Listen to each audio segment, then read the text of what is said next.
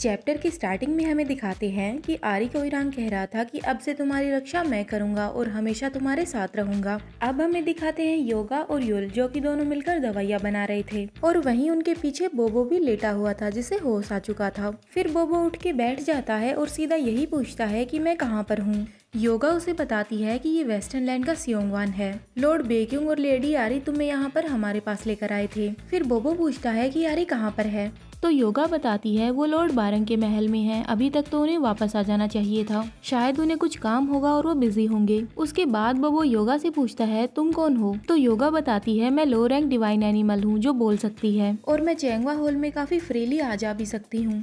अब तुम बताओ कि तुम कौन हो और ये सारी चीजें तुम्हारे लिए इतनी आसान कैसे हैं। फिर बोबो कहता है मुझे इस बारे में कुछ भी नहीं पता कि मैं ये कैसे कर सकता हूँ। उसके बाद योगा बोबो से कहती है लेडी आरी तुम्हें लेकर काफी चिंतित थी। फिर बोबो कहता है क्या सच में आरी को चिंता हो रही थी। योगा थोड़ी देर तो चुप रहती है और फिर बोबो से कहती है मुझे लगता है कि किसी तरह तुम डिवाइन नेशंस के रूल से अलग हो, मतलब यहाँ के रूल किसी न किसी रीजन की वजह से तुम पर लागू नहीं होते, इसीलिए तुम चेंगवा हॉल जैसी जगहों पर आ जा सकते हो, लेकिन इस बात को याद रखना। फिर बोबो कहता है क्या याद रखना है। फिर योगा कहती है अगर लेडी आरी नहीं होती तो तुम इस दुनिया में नहीं होते। उसके बाद योगा बोबो को एक हैंकी देती है। उस हैंकी पे एक व्हाइट टाइगर की छाप थी जो कि बेक्यूंग की थी। उस हैंकी को देखकर बोबो सोच रहा था आरी ने इसे मेरे लिए यहीं पर छोड़ दिया। लेडी आरी मुझे प्रोटेक्ट कर रही थी, उन्होंने मेरी जान बचाई है। यही सब बोबो सोचने लगता है। अब हमें थोड़ी देर बाद का सीन दिखाते हैं। बोबो ठीक हो गया था, इसीलिए वो सभी लोग अपने राज्य जा रहे थे ईस्टर्न लैंड।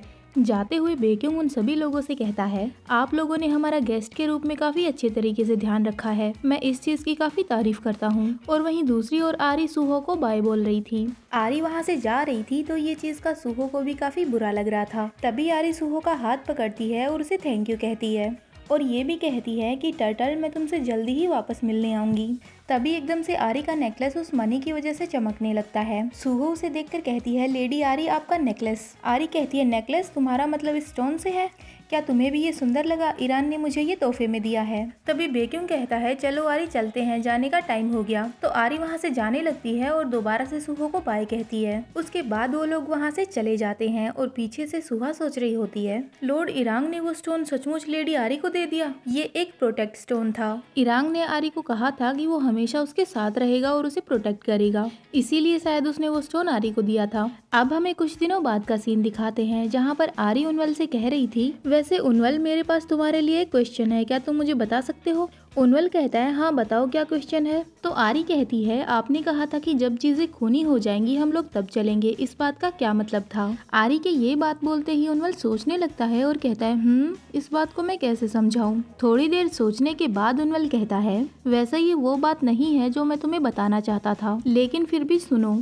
क्या तुम्हें चंद्र ग्रहण के बारे में कुछ पता है। आरी कहती है नहीं। तो उनवल बताता है ये वो दिन है जब चांद पूरी तरह से छिप जाता है, लेकिन बेक्यूंग के लिए ये चांद एक अलग तरीके की जरूरी चीज है। ये वो दिन होता है जब बुरी योजना बनाने वाले लोग और दूसरे देशों के जासूस लोग उन सभी को शुद्ध किया जाता है। ये दिन साल में एक ही बार आता है और ईस्टर्न लैंड में चंद्र ग्रहण को एक अलग ही नाम से जाना जाता है और इसे कहते हैं the roar of the white tiger, मतलब सफेद बाघ की दहाड़। और जब चीजें खराब हो जाती हैं तो उन्हें ऐसे ही सुधारना पड़ता है, यही मेरा मतलब था। इसी चीज को मैं ब्लडी बोल रहा था। और इसके अलावा एक अच्छी खबर और है, जब हम साउथर्न लैंड जाकर वापस आएंगे तब तक यहाँ पर एक फेस्टिवल चल रहा होगा। ये बात सुनकर आरी खुश हो जाती है, क्या एक त्योहार। तो उनवल कहता है हाँ, ये ईस्टर्न लैंड में एक एनुअल इवेंट है जो कि हर साल मनाया जाता है। तो जब भी कोई बुरी चीज घटती है तो उसके बाद कोई अच्छी चीज भी हमेशा घटती है, तो इसीलिए ज्यादा चिंता मत करो और खुश रहो। वैसे भी तुम्हें उस त्योहार का बेसब्री से इंतजार करना चाहिए जिसे तुम पहली बार देखने वाली हो। रात कितनी भी अंधेरी क्यों ना हो जाए, तारे उतने ही ज्यादा चमकते हैं। अब हमें कुछ देर बाद का सीन दिखाते हैं जहाँ पर हमें दिखाते हैं अयोना। शायद वो आरी के साथ साउथर्न लैंड जाने वाली थी। आरी उसके पास जाती है और कहती है अयोना मुझे तुम्हारी बहुत याद आई। तभी बीच में बोबो बोलने लगता है और कहता है ग्रीन डॉग। फिर अयोना कहती है मुझे भी आपकी बहुत याद आई लेडी आरी, अब यहाँ से जाने से पहले मेरे पास आपके लिए कुछ है। फिर अयोना एक कपड़े का जैकेट सारी के सर पे रखती है और कहती है इसे पहनना आपके लिए सही होगा, इससे आपको मदद भी मिलेगी। चलिए अब चलते हैं। वैसे आप देखना साउथर्न लैंड के रास्ते काफी अच्छे हैं, काफी खूबसूरत जगहें आपको देखने को मिलेंगी। आरी अपने साथ बोबो को भी लेकर जाती है। उसके बाद वो लोग वहाँ से चल पड़ते हैं साउथर्न लैंड की ओर। साउथर्न लैंड में पहुंचने के बाद वहां पर कुछ इमारतें दिख रही थी। फिर अयोना आरी को बताती है कि ये साउथर्न लैंड की सबसे बीच की जगह है, मतलब साउथर्न लैंड का मध्य भाग। अब वो लोग महल के पास पहुंच चुके थे।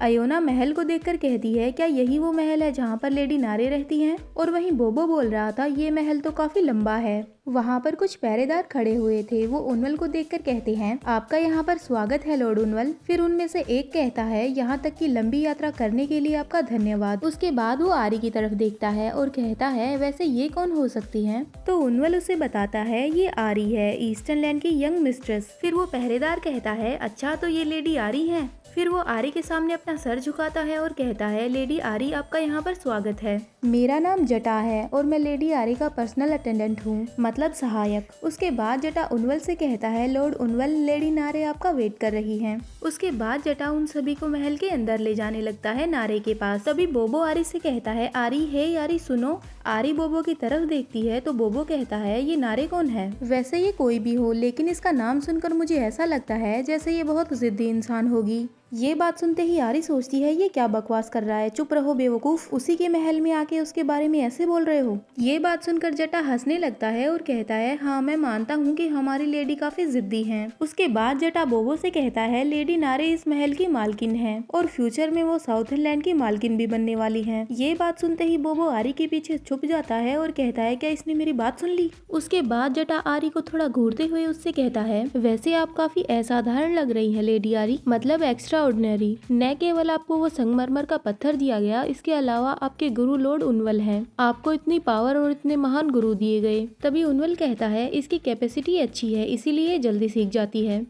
फिर जटा कहता है, लेकिन लेडी नारे ने आपसे जो रिक्वेस्ट की थी, आपने उसे मानने से इनकार कर दिया। फिर उनवल कहता है, जटा छोटी मोटी बातें बहुत हो गई, अब बस करो। फिर जटा कहता है, मुझे माफ करना लॉर्ड उनवल, अगली बार से मैं ध्यान रखूंगा कि मैं कम बोलूं। अब हमें दिखाते हैं कि उनवल और बाकी सब नारे के ऑफिस के बाहर खड़े थे। उनवल अंदर जाने लगता है और अयोना से कहता है कि तुम बाहर ही रुको। अयोना कहती है, ठीक है लॉर्ड उनवल। अब हमें नारे दिखाते हैं जो कि सामने अपनी चेयर पे बैठी हुई थी। वो उनवल को देखकर काफी खुश हो जाती है और उससे कहती है, आखिरकार आप यहाँ पर आ ही गए उनवल। तभी नारे को वहाँ पर आरी भी दिख जाती है। नारे उसे देखकर थोड़ा गुस्सा हो जाती है और उसे कहती है, मैं देख रही हूँ कि मेरे महल में कुछ बिन बुलाए मेहमान भी आए हैं। तभी हमें दिखाते हैं कि आरी ने जो रुमाल पोपो के लिए छोड़ा था, उस रुमाल को आरी पोपो के गले में बांध देती है और उसे कहती है, तुम मेरे हो पोपो, इसे पहन कर रखना ताकि तुम सेफ रहो। आरी ने वो रुमाल पोपो को इसलिए पहनाया था ताकि वो यहाँ पर सेफ रह सके और किसी खतरे में ना पड़ जाए। उस रुमाल पर बेक्यूम की छाप भी थी जो कि टाइगर की थी। और इसी के साथ ये चैप्टर यहीं पे खत्म होता है। Hope you like this video. Bye bye.